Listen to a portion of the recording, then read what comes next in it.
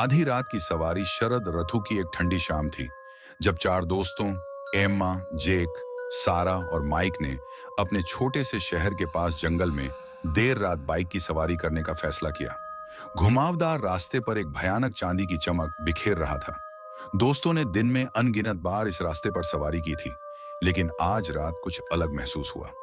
हवा अस्वाभाविक रूप से शांत थी और झींगुरों और उल्लुओं की सामान्य आवाजें गायब थीं। चलो दोस्तों, ये मजेदार होगा, जेक ने पहले जोर दिया था। उसकी साहसिक भावना ने दूसरों की झिझक को खत्म कर दिया। हमने ऐसा लाखों बार किया है, क्या गलत हो सकता है? समूह जंगल में और आगे बढ़ गया।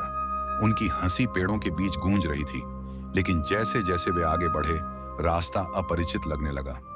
पेड़ घने होते गए, उनकी घुमावदार शाखाएं कंकाल की उंगलियों की तरह मुड़ती गईं। चांदनी मुश्किल से छतरी को भेद पा रही थी, जिससे रास्ता छाया में डूबा हुआ था।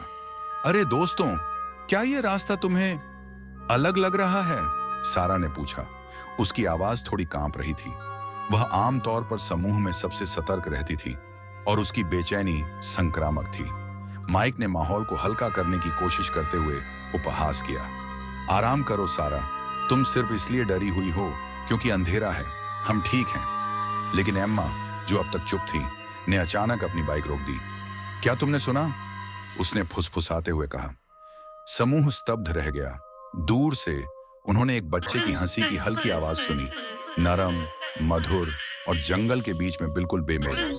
हंसी तेज होती गई, उनके चारों ओर गूंजती रही, जैसे कि वह सभी दिशाओं से आ रही हो। ठीक है, ये मजेदार नहीं है, जेक ने कहा। उसकी बहादुरी लड़खड़ा रही थी। हमारे साथ कौन खिलवाड़ कर रहा है? हंसी अचानक बंद हो गई। उसकी जगह एक धीमी कर्कश फुसफुसाहट ने ले ली, जो उनके कानों में रेंगती हुई लग रही थी। वापस मुड़ो या हमारे साथ चलो। दोस्तों ने भयभीत नजरों का आदान प्रदान किया। इससे पहले कि कोई कुछ बोल पाता, हवा का एक ठंडा झोंका पेड़ों के बीच से गुजरा, जिससे उनकी बाइक की लाइटें बुझ गईं। अंधेरे में उन्होंने कदमों की आवाज सुनी, धीमी, जानबूझकर और नजदीक आती हुई। जाओ जाओ जाओ, एम्मा चिल्लाई। उसकी आवाज घबराहट से टूट गई। वे तेजी से बाइक मार घिसाते घिसाते ले जा रहे थे। उनके दिल की धड़कनें तेज हो रही थीं, क्योंकि उनके पीछे कदम तेज हो रहे थे। पगडंडी अंतहीन लग रही थी। पेड़ भूल भुलैया की तरह बंद हो रहे थे। फुसफुसाहटें तेज, ज्यादा आग्रहपूर्ण होती जा रही थीं, मानो जंगल खुद जीवित हो और उनका शिकार कर रहा हो। अचानक सारा की बाइक किसी चीज से टकराई। एक जड़, एक चट्टान, वह नहीं बता सकती थी, और वह जमीन पर गिर गई। दूसरे लोग फिसलकर रुक गए, उसकी मदद करने और भागने की तीव्र इच्छा के बीच उलझे हुए। सारा उठो, माइक चिल्लाया। उसकी आवाज डर से फट रही थी, लेकिन सारा हिल नहीं रही थी। वह जमीन पर लेटी हुई थी, उसकी आंखें भय से चौड़ी हो गई थीं और वह अंधेरे में घूर रही थी। यह यहाँ है, उसने फुसफुसाते हुए कहा। इससे पहले कि कोई प्रतिक्रिया कर पाता, पेड़ों से एक छायादार आकृति उभरी। एक लंबा दुबला पतला आदमी, जिसकी खोखली आंखें और टेढ़ी मुस्कान थी। उसके कपड़े फटे हुए थे और उसकी त्वचा चांदनी में अस्वाभाविक रूप से चमक रही थी। उसने सारा की ओर एक हड्डीदार हाथ बढ़ाया। एड्रेनालाइन से प्रेरित जेक ने सारा की बांह पकड़ी और उसे अपने पैरों पर खड़ा किया। भागो, उसने चिल्लाया।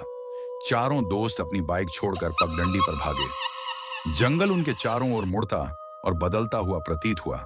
रास्ता भ्रमित करने वाले पैटर्न में गायब और फिर से प्रकट हुआ। फुसफुसाहट चीखों में बदल गई और हंसी वापस आ गई, जो पहले से ज्यादा तेज और उन्मादी थी।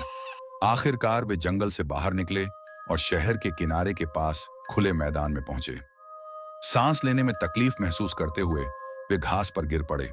उनके शरीर थकावट और डर से कांप रहे थे। वह क्या था? एम्मा ने पूछा। उसकी आवाज फुसफुसाहट से थोड़ी ऊपर थी। किसी के पास कोई जवाब नहीं था। वे चुपचाप बैठे रहे, पेड़ों की काली कतार को घूरते रहे। जंगल अब शांत था, मानो कुछ हुआ ही ना हो। लेकिन वे सभी जानते थे, उन जंगलों में कुछ उनका इंतजार कर रहा था, कुछ ऐसा जो इंसानी नहीं था। उस रात के बाद से उनमें से कोई भी अंधेरे के बाद जंगल में नहीं गया। लेकिन कभी कभी जब हवा ठीक होती थी, तो वे पेड़ों से गूंजती हंसी की हल्की आवाज सुन सकते थे और फुसफुसाहट जो उन्हें नाम पुकारती लगती थी।